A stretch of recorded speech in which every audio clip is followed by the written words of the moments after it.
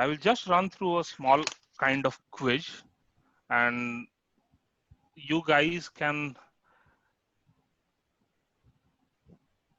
answer it on a pen and paper and just check yourself. Okay, this is kind of self-assessment, and we will be learning few new concepts through these quizzes basically, because a lot of theoretical concepts, if I keep adding, that is not going to help you a lot. So we will run through these examples and we will learn some new concepts. Okay. Okay. So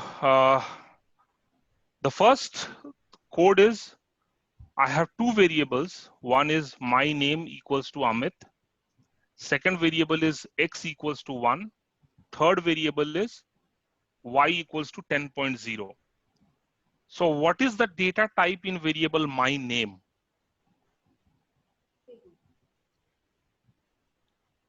It is string. Okay.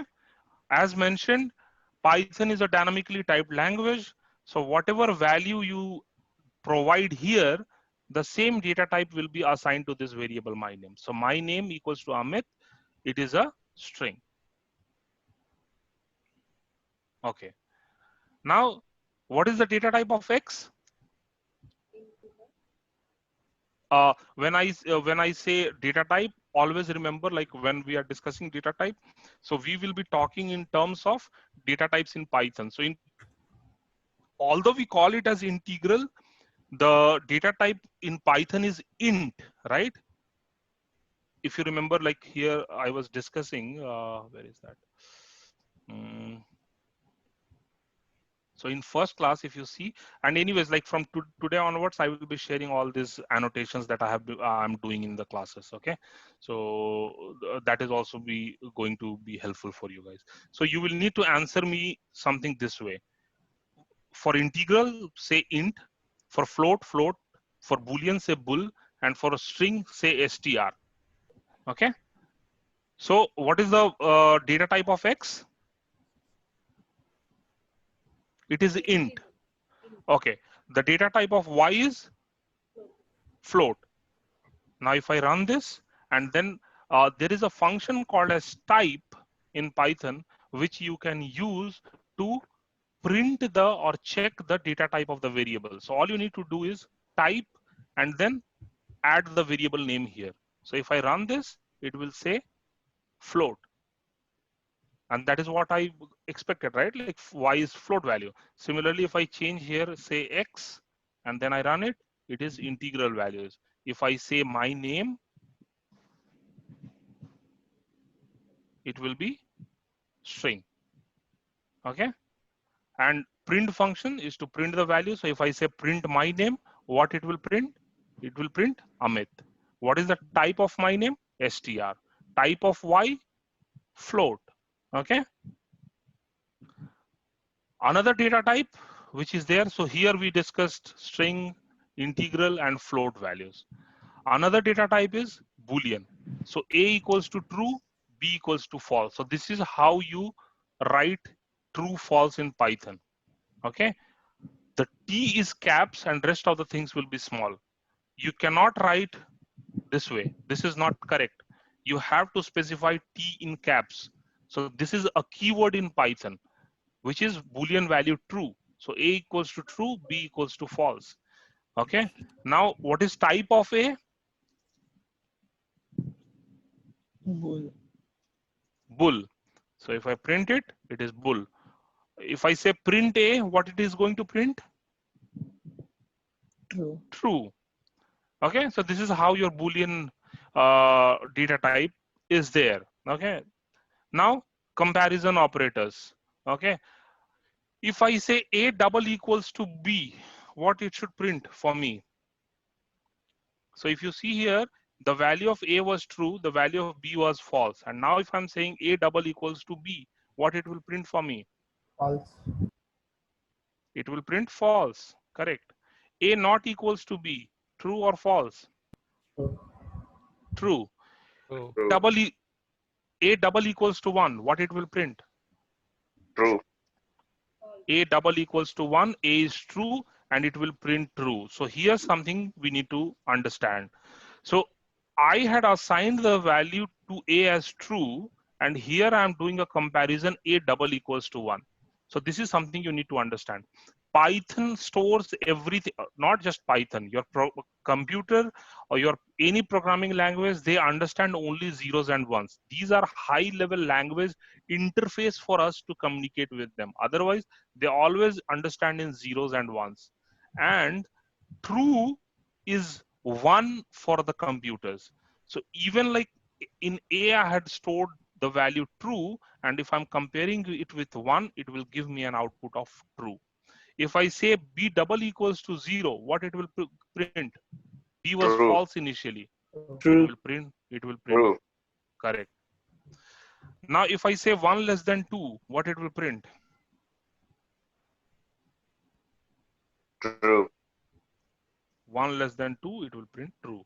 1 less than equals to 2, what it will print? True. True. Okay. So, okay, the next 3 lines of code, I mean, this is not possible in other programming language, but I mean, yeah, this is possible.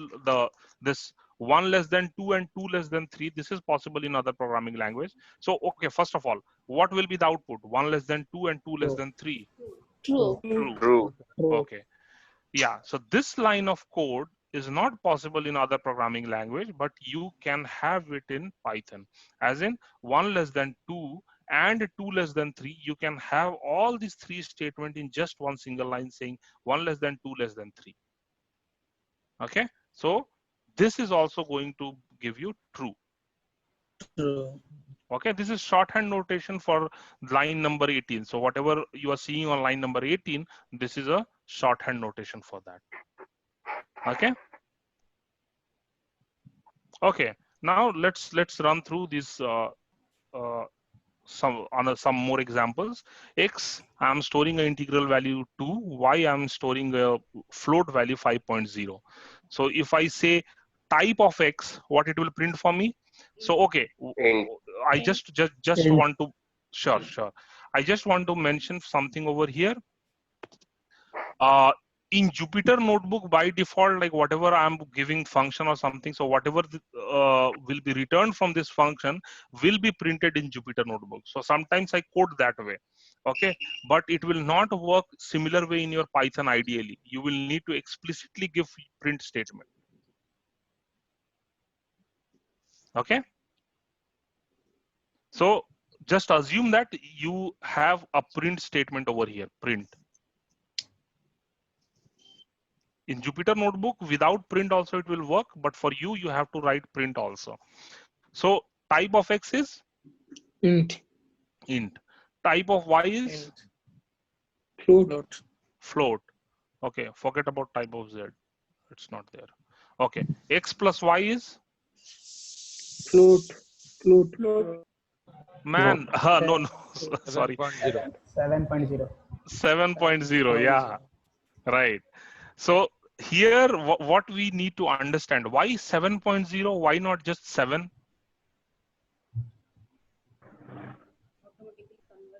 Float has higher priority. So Y is float Why type. is float So type float some? Float Right. has higher priority. Implicit Okay. function.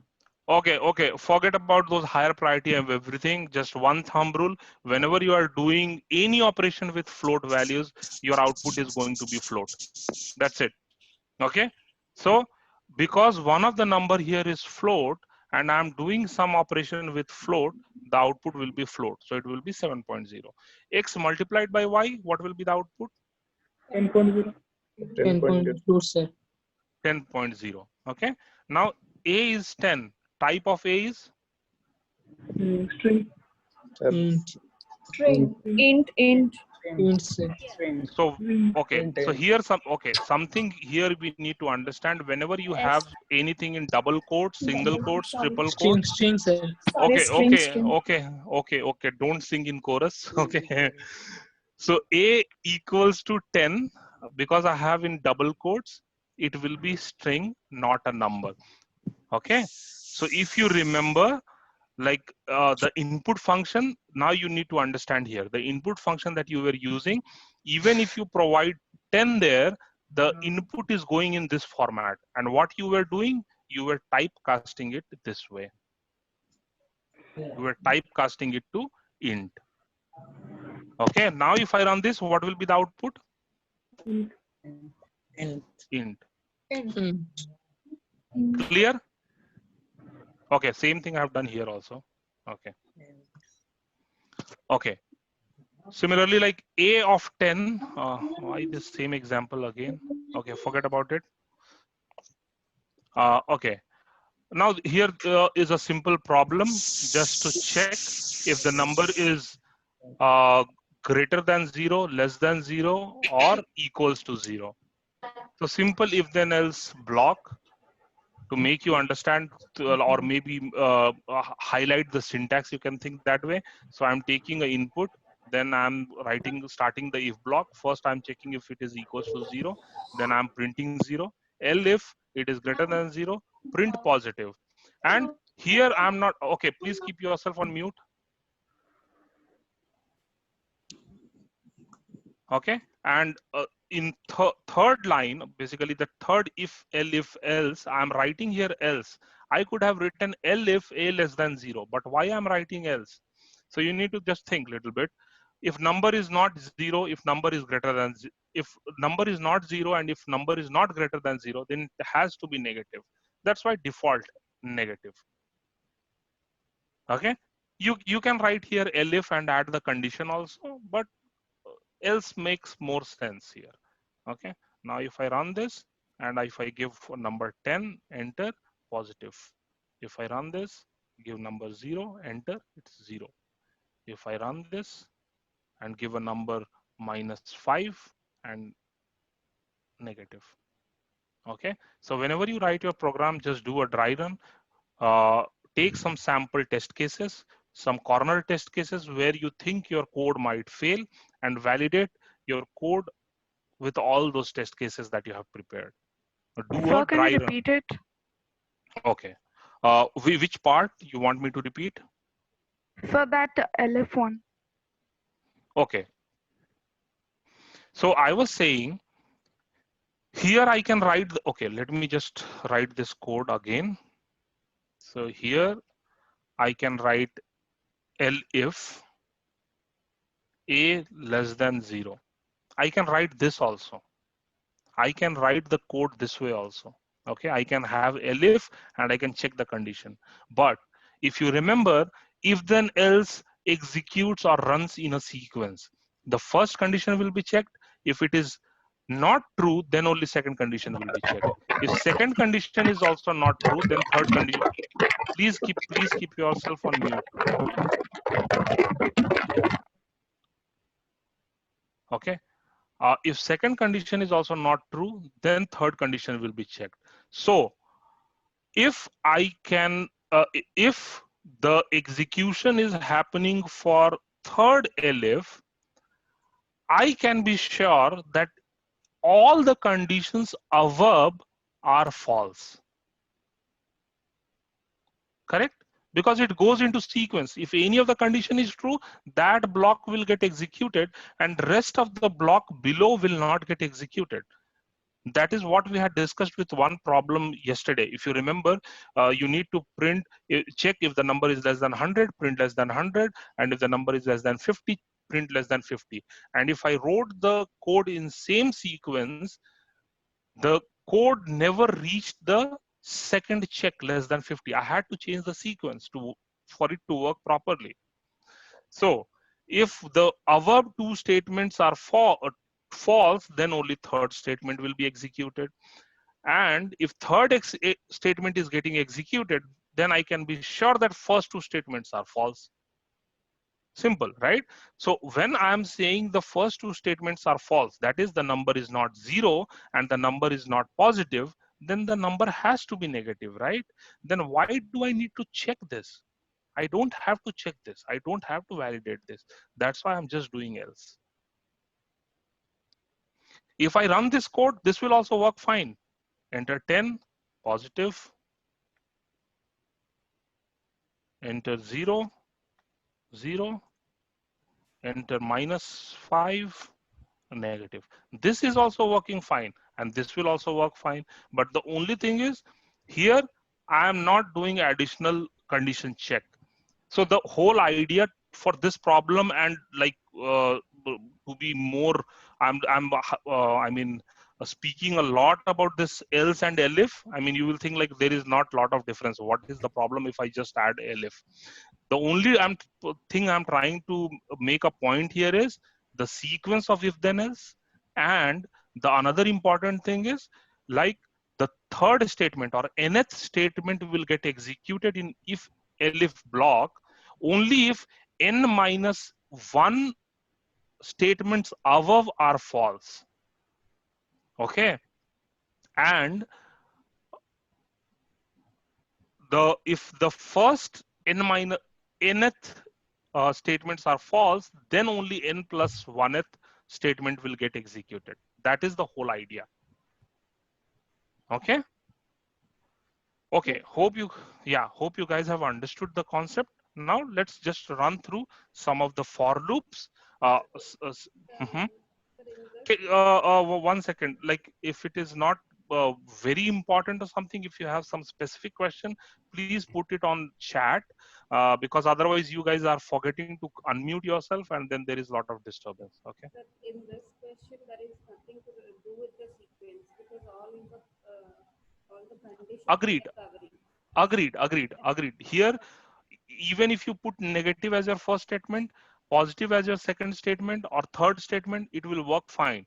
But the only thing is here, if the first two statements are false, then you need not check the third statement.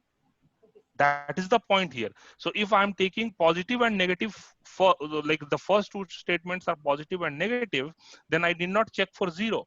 If the first two are false, then definitely it is going to be 0.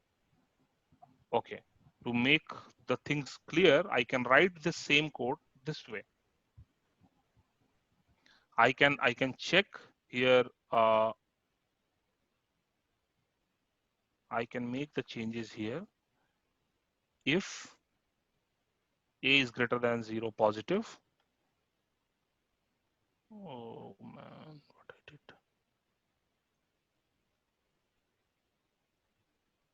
Where is undo?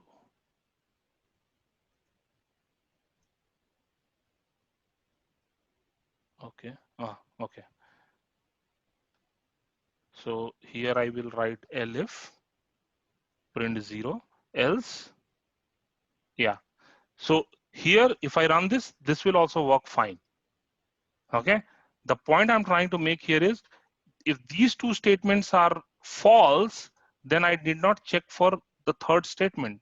There is no need of checking a less than 0 here. Because I know the number is not greater than 0, and then the number is not 0, then it has to be less than 0. Okay, so those things you just need to validate. Okay, the for loop. So I have already discussed in previous class all these things. So if I say for I in range of 10, so here range of 10 is list of numbers, and if I'm just giving 10 here, it will start from 0 and will go on till 9. Okay, whatever number you provide here, that minus 1, it will go in loop. So when I say print for I in range of 10, print I, what will be the output? What will get printed? 1, 9, 10. 0 to 1, 9. 9, 10. 0 to 9, sir. 0 to 0 to 9. 9. Yes. Okay. So it will print 0 to 9. See, when one of you gives the answer and you rest of you think that my answer is also the same, then hold yourself. Don't answer. Okay. Only answer if you think that your answer is something different. That way we will be able to manage the class efficiently for such a large batch and for online classes. Okay. So just cooperate. Whenever someone is giving answer, one of you is giving answer, and if that answer is correct, and if you think that your answer is also same, don't speak. Keep yourself on mute. Speak only when you think, no, my answer is something different. Then we can discuss more. Okay. Okay. So here the answer will be, anyone thinks that the answer is not going to be 0 to 9?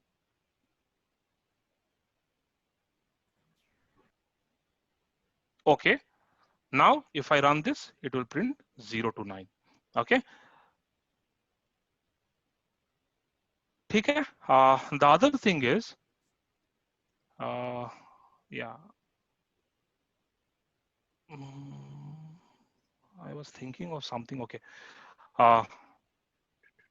Yes. So if I just give 10 here, by default, it will start from 0 and it will keep going on till 9. And a step will be 1. It will take one step at a time. And if you remember, like print by default adds new line character. So first time it will print 0 on one line, and because new line character is automatically added after this because of this print statement, next will be printed on the next line. And if I want to print everything on one line, what I have to do? I have to use end operator. So here I can say end equals to, and here I will say maybe give a space or a comma, whatever is fine. So just let's give comma. And if I run this, everything will be in one line separated by a comma. Okay. Perfect. Same code you can write with a while loop also. Okay. If you remember, same logic you can implement either in for loop or in while loop. But you need to understand only one thing over here. When you know the exact number of iterations, when you know that the number of times you want to go in a loop, use for loop. When you do not know, use while loop. But otherwise, using anything is fine. Sir, I have one question. Yes. Can you be a little louder? Yes, sir. So, like while loop, we will be initializing I 0, then we will be incrementing the counter in the loop between, right? In for loop, we have taken the range. Instead of range, can we do the same thing? Like Yes, yes, yes. That is what I'm doing in the next piece of code. If you see here, same thing I'm doing. What I'm doing is I'm initializing this I equals to 0. That's why I asked. It is a different Ah. thing. That's why I asked whether it works with for or always we have to take the range. No, acha, you are asking like in for you want I equals to 0 and something that way? Yes, yes. No, no, no, no, no. This is the syntax for for. You have to use range. Yes, yes, yes, yes. That is my question. Yeah, so I will explain like going forward with for. Basically, this is a list of numbers.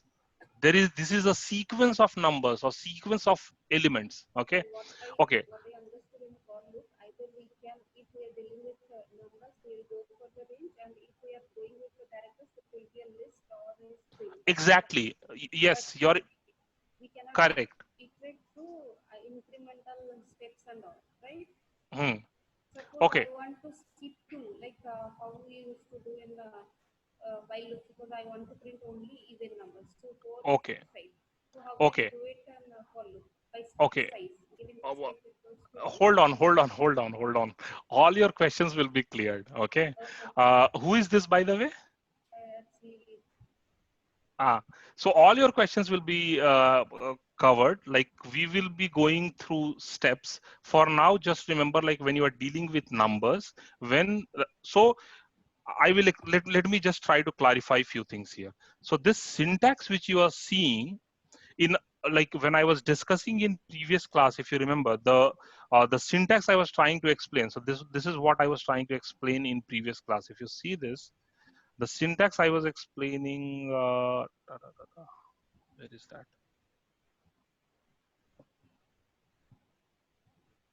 Yeah. Okay, but I'm not. So here, so this is what syntax I was explaining. This is not syntax of Python. I mentioned that this is just because it is more intuitive, it is easier to explain. I explained this way. This is not the syntax of Python. But in other programming, like initially Java used to have this kind of syntax, but there is something called as enhanced for loop in Java. Now, if you check Java, if you just check like what is enhanced for loop, that also has this similar construct for I in range of or some kind of this way. But the whole point here is when you are using for loop, here it will be a sequence. Either it will be sequence of number or sequence of characters or a list or a tuple, because list and tuples are also a sequence. We will be covering that, okay? And the range function is going to generate a sequence of number. So the range is the function. Okay, let me just do this. If I say range of 10, okay, and if I print this range of 0 to 10, let me transform it to a list. If you remember, when I was transforming to int, what I was saying, I'm instructing the computer to make change only if possible.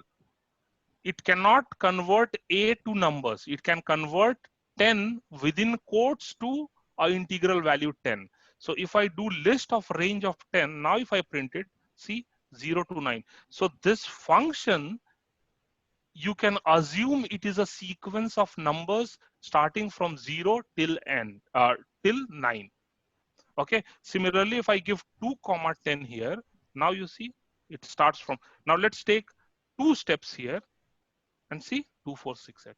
So range is a function basically which is generating a sequence for you. It is generating a sequence of numbers for you. Okay. So in for loop, you will always be using sequence. Here you will always be having a sequence. You cannot have this kind of construct where I equals to 0 and every time you will increment the I value and you will check a condition. For that we have while loop. Then why to use for loop then? Okay. See, you have written list of range 2, 10 and 2, the line number 40.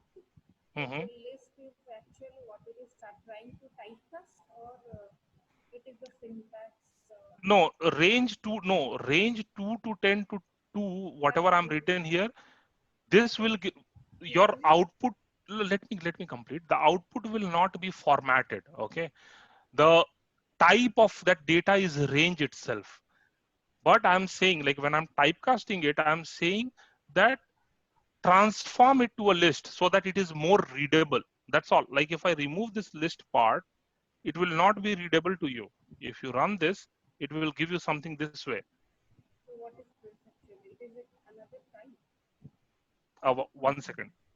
Yeah, come again. I'll be writing only range 2. Can you please speak a little louder? Can you come closer to your mic or something? I'm already closer, sir. Okay.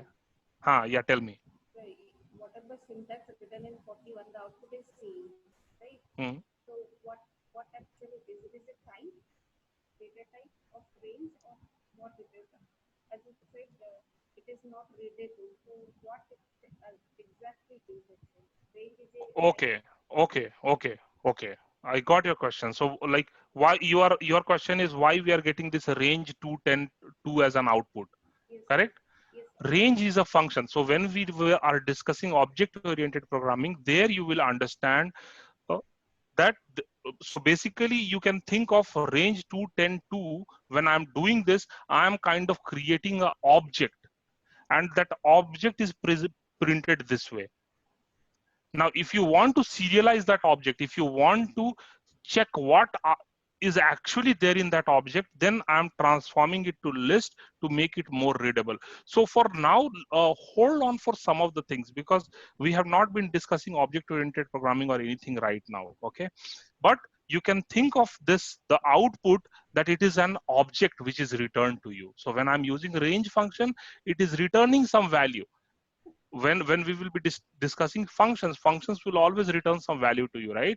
It will be like the simple interest problem that we did. If we transform it to a function, that is going to return the simple interest calculated. So here this range function is going to return a object which is going to be a sequence of numbers, which is going to be a range, and this is how we display it.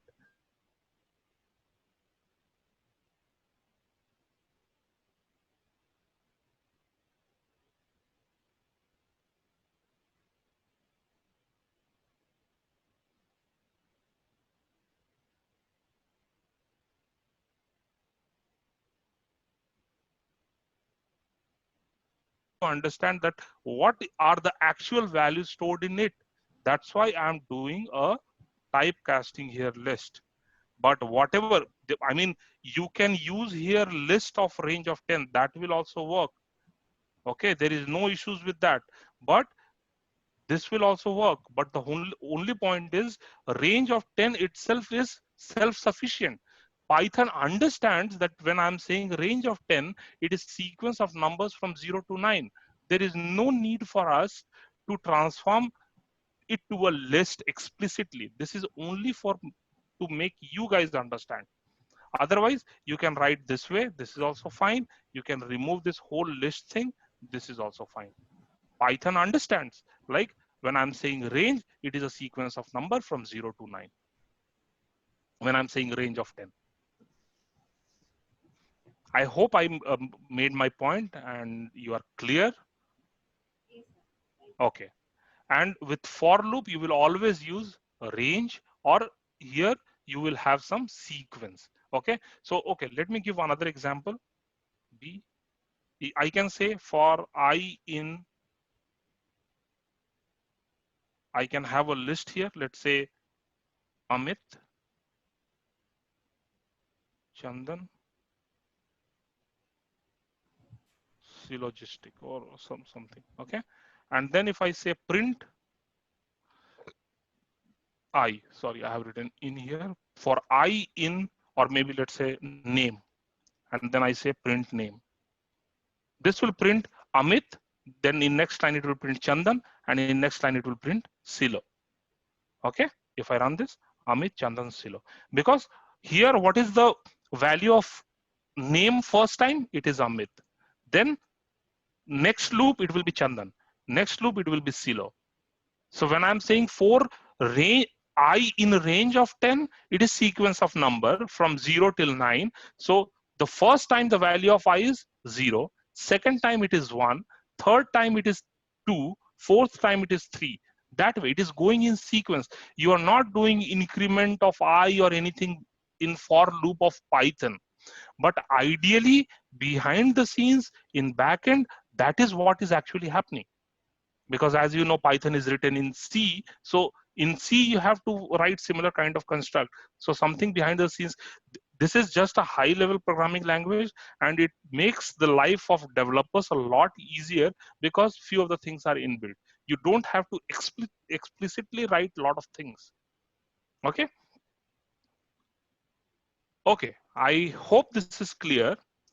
Now, moving ahead, this is the syntax for while loop. In while loop, it will follow the similar construct where you will have I equals to 0, and then you will say while I less than 10, print I plus plus. So same for loop that I had written above, that I'm transforming to while loop. So if you remember, in while loop, there were few things that you need to keep in mind. One, this loop has to end at some point of time. Otherwise, it will go in an infinite loop. Okay, and how I'm going to validate and check like whether when that loop is going to end based on this condition, right? This loop will end only once this condition fails. Okay, so you need to think through, am I doing something in my code to make this condition fail? You have to ask yourself. So yes, it will, like in for loop, like if I'm not specifying the start index, it will automatically assign it to 0.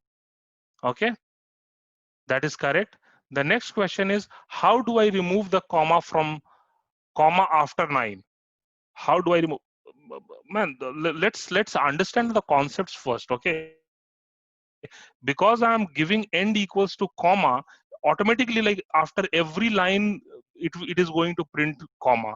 Okay, now if you want to remove comma, or if you want to handle it that way, you will need to write a different set of code, different set of logic. There will be different ways which will be I will be providing to you. Okay, so let's just not pinpoint like how to remove this comma from this particular syntax. Okay, anyways, like there will be ways that will be discussed with you where you can maybe add this to a list or a tuple or something, create a different data structure and then print it. Automatically that comma will not be there. Okay, as mentioned, print is not something which is which you will be using at a production level of code. It is just for debugging and testing your code.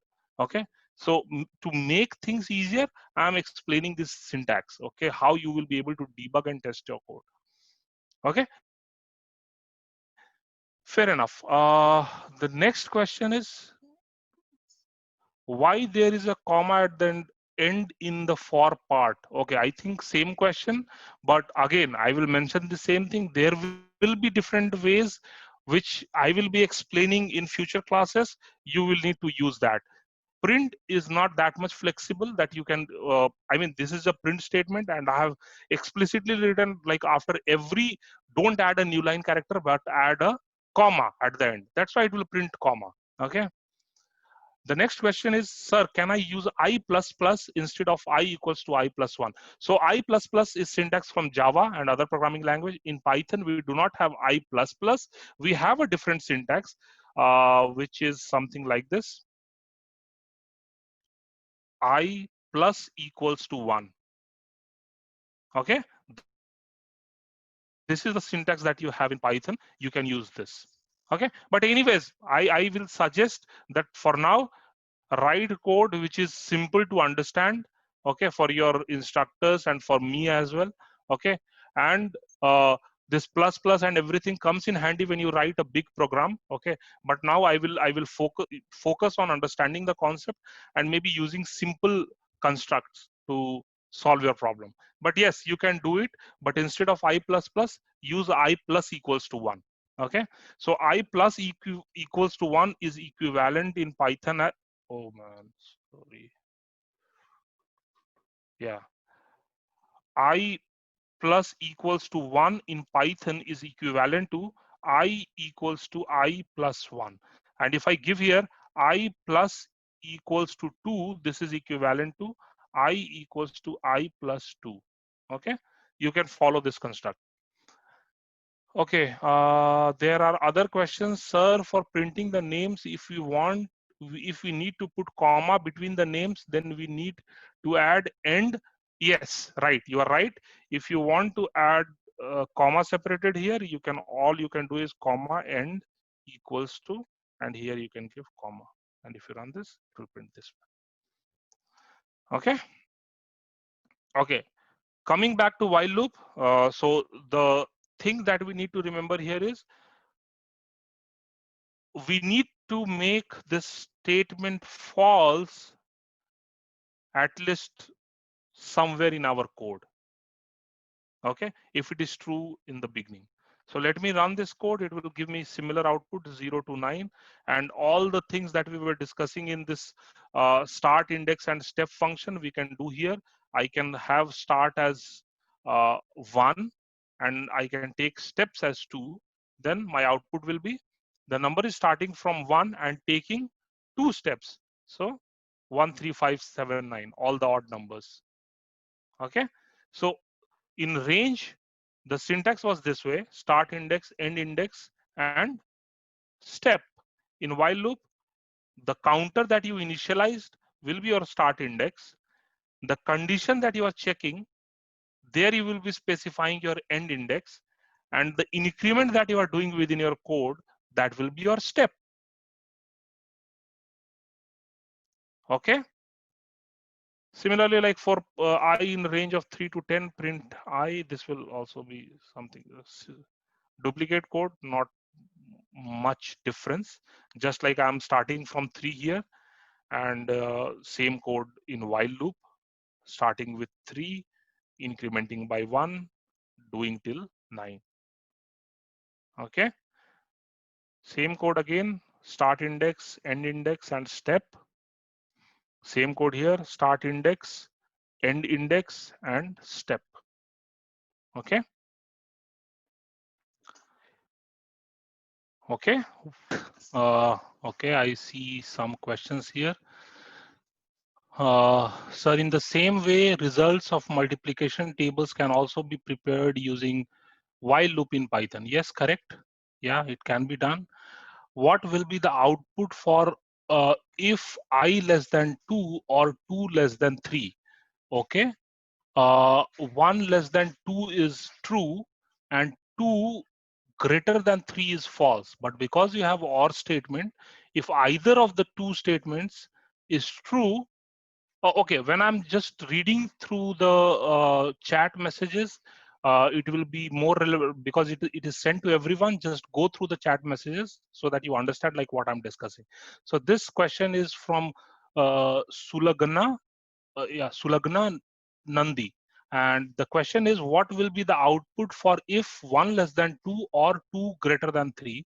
So because I have a OR logical operator over here, how OR works, either of the two condition is true, then the output will be true.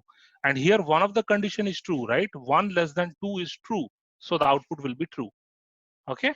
Next question is, in while loop, if we not initialize the I, then what value it will take by the compiler? I will never recommend that you do not initialize I value. Okay, there are some garbage value that will be taken and your code might never work.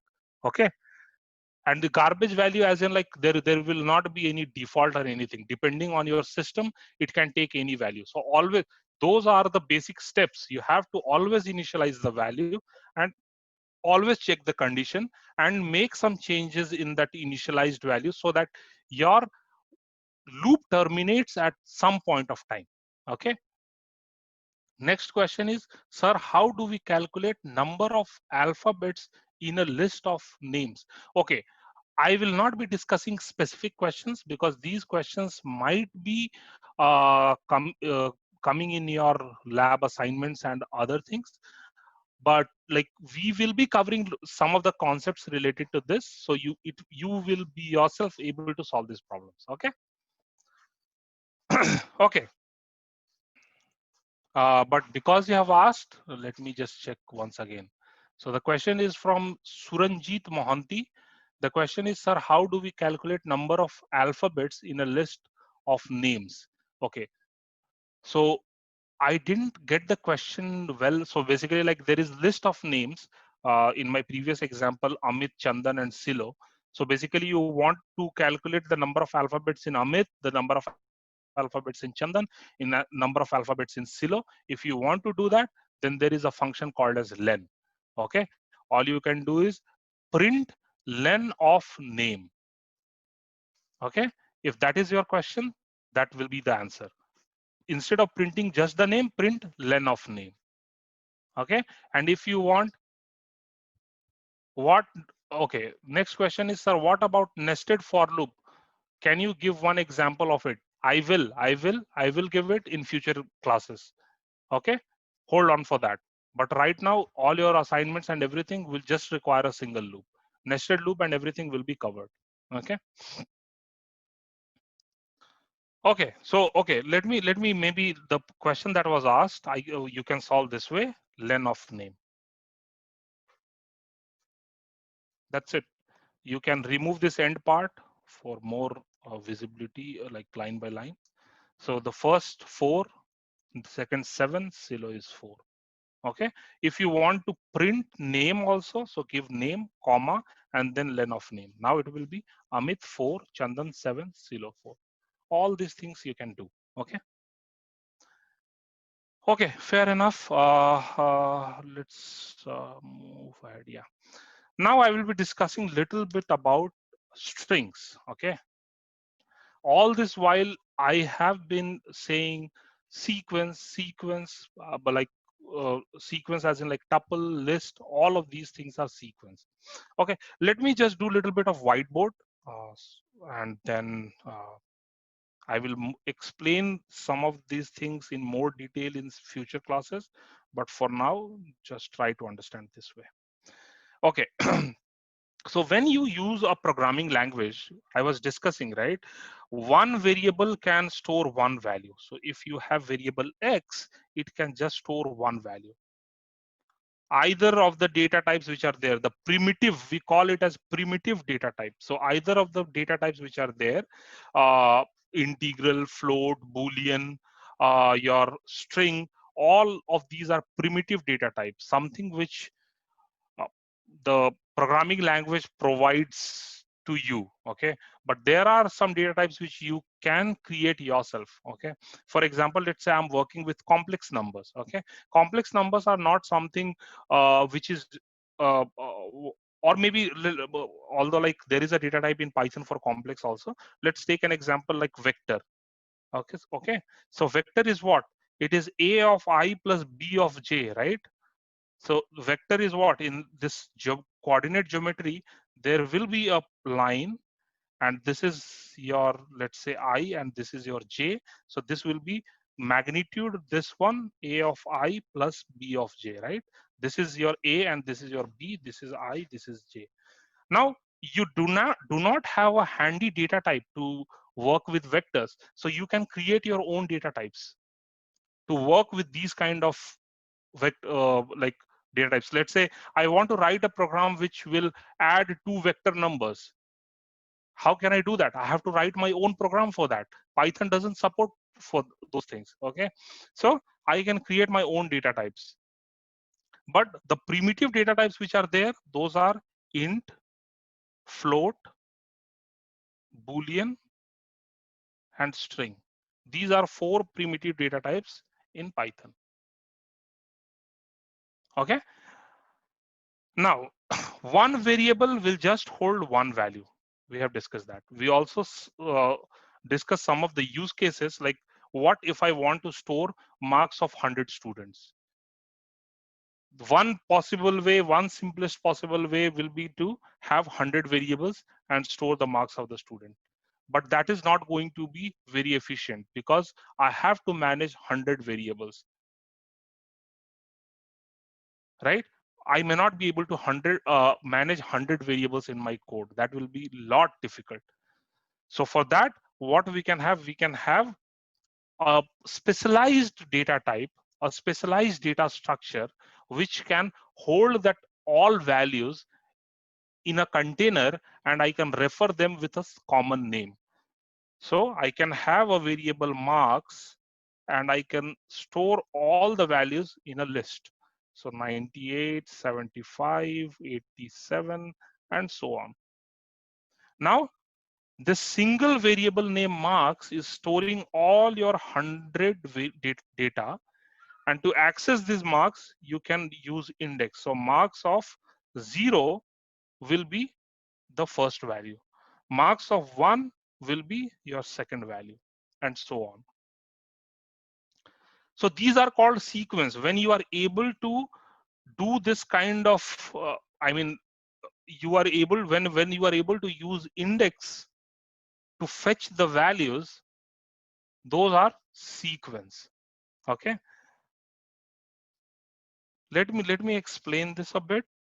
Like when you are writing a program, like when you are storing 100 values in a variable marks in a list, what happens? Like you have random access memory, right? You have this RAM.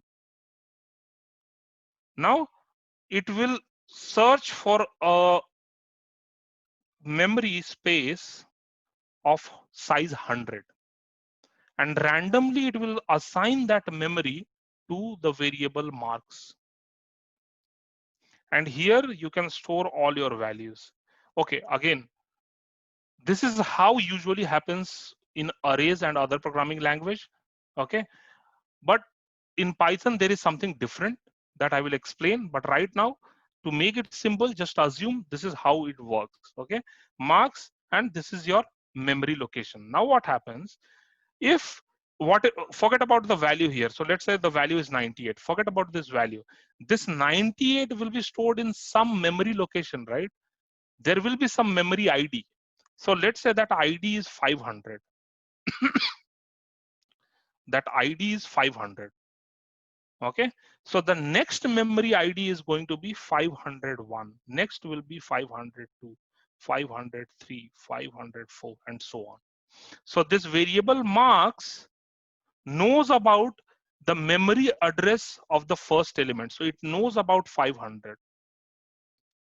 So when I'm saying marks of 0, I'm saying search for or check or fetch me the value stored at memory location 500. Because this variable knows about this memory address, the first memory address which is there. But when I'm saying marks of 1, what it will do, it knows that 500 is 0th index or the memory address, the first memory address. It is going to simply add this value 501 and it will fetch this value. So this is sequence, right? Because I'm storing the data in sequence. That's why it is called as a sequence. So in Python, we have 3 sequence. One for sure is tuple. Second one is list. So tuple is what? Tuple is similar to list, but it is immutable. You cannot change forms. List is, which is mutable. You can change, you can add data, you can delete data, you can update data in a list. All those things you can do in a list. So these are all sequence. And third one is string. Even string is a sequence. Okay. Even string is a sequence, as in like when you store the values in a string, all will be stored in a sequential manner. Now, whenever you have a sequence, you can use a for loop there. Okay, how you will be using for loop? Let me just give you some examples. So let's say I have marks and I'm storing all the numbers 98, 78, 95, 47, 76, something this way. I can use for mark. Initially, the variable name is marks. I'm giving that iterator as mark for mark in marks. This is the same. Print mark. So what I'm saying, this thing will be here. First time the value of mark is 98, it will print 98. Second time it will be 78, it will print 78. Third time it will be 95, it will print 95. Then 47, then 76, and so on. So till the end, it is going to iterate, fetch one element at a time, do some kind of computation on top of that. Here I'm doing a simple computation as in like printing that value, right? But you can do any computation that you want and you can work that way.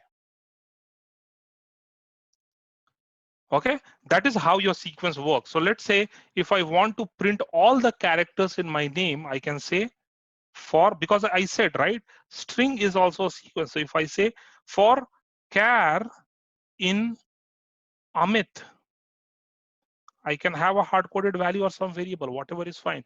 It just, this needs to be a sequence. And because I know string is a sequence, I can say for char in Amit, print char. It is, so this code is going to print A first, then M, then I, then T.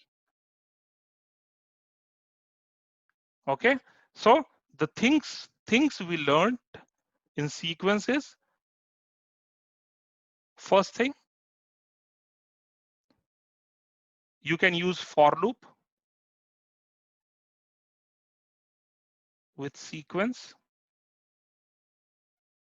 Second, string is also a sequence like tuple and list. Third, sequence, you may fetch the values using your index. So if the example is Amit and this is name, variable name, and if I say name of 2, what will be my output? It starts from 0, 1, I. 3. It will be I. Okay. Similarly, for list, if I have 98, 75, 47, and if I say, if this is M of 3 is what? 47. 0, 1. Does not exist. Oh, Does not exist. does Do not not exist. exist. Okay, fine. So it starts from 0, 1, 2. 3 is not there. It will give you an error because it is not able to find that memory location. It is not defined for it, so it will give you an error.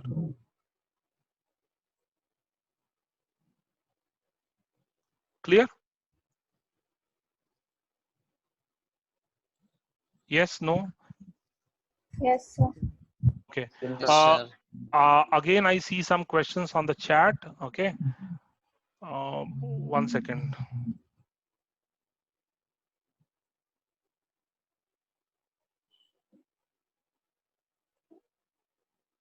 Okay, I had few more things, but maybe we can cover this tomorrow, but that's fine.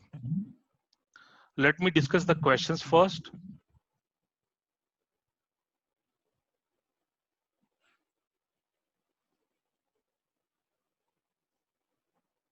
Sir, how do we calculate number of alpha? Okay, this we have discussed.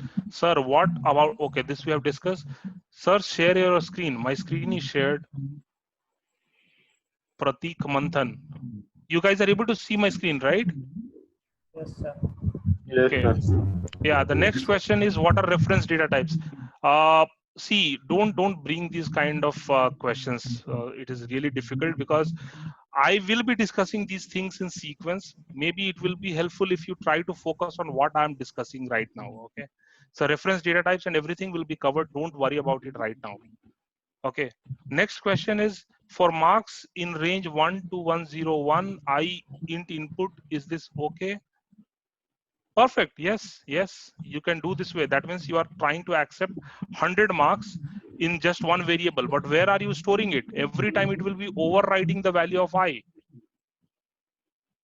In every iteration, it will accept the value, but it will override. You need to do some kind of computation. Let's say if you want to calculate average, you take some other variable, add it, and calculate the average on the fly, on the go. Here, every time I value will be overwritten. What about dictionary? It is not a sequence. No, dictionary is not a sequence. Okay. Dictionary is not a sequence. Dictionary is a key value pair. So keys are stored somewhere, values are stored somewhere, and they are not the same way how the sequence. So if you remember, sequence is what? The memory will be adjacent to each other, right? So that you can do a indexing on top of that. You can use direct for loop. Dictionaries are not. Okay, you can use for loop with dictionary, but you don't call it as a sequence. I will explain those things in future classes. Right now, it's fine. So the question was find the average of numbers in a list. Okay, so a person asked this question, right? So you can do this way also. This is a good way of doing it, or maybe you can first simple programming. What I will do is let's take marks. All hard-coded values. I'm not accepting any values as of now. 10, 20, 30. Then I will say for mark in marks, I need to calculate average, right? So I can say here, let's take two variables. I know that I can use len function. So to calculate average, what I need to do? I need to add all the numbers and then divide by the total number of elements there, correct? Now, I know that I can get the count by using a len function here. If I use a len function, it will give me 3 count of elements within that list. Or you can use another variable, but let's use len function and see.